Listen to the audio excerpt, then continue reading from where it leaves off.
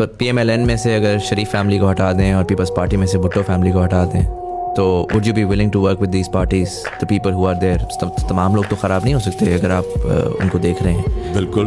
تو جس طرح مفتاح اسماعیل صاحب ہیں, شاہد خان عباسی صاحب ہیں, وہ آج کل ذرا باہر ایک ریفارم پاکستان کی بات کر رہے ہیں, تو اس کے اندر کیوں نہیں PTI ان کو ریچ آؤٹ کرتی اور ان کے ساتھ مل کے ریفارمیشن کی بات کرتی؟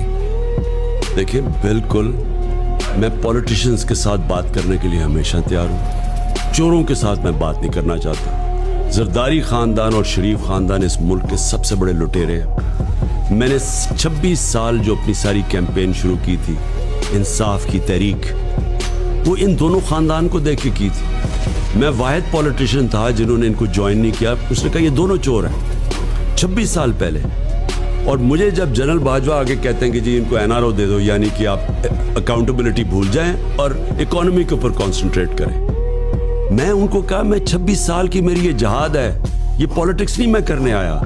تو ان سے تو کسی صورت بات ہو نہیں سکتی, کیونکہ یہ کبھی بھی پاکستان کو چلنے نہیں دیں گے, کیونکہ انٹرسٹ ان کے جو ہیں وہ پاکستان کے انٹرسٹ کے خلاف ہے. نواز شریف مجھے بتائیں, وہ ہر باری باہر بھاگ جاتا ہے. 24 اس نے نجی دورے کیے لنڈن کے جب پرائم منسٹر تھا, 24 پرائیویٹ وزٹس. زرداری نے 50 دورے کیے جب پریزیڈنٹ تھا دبئی کے.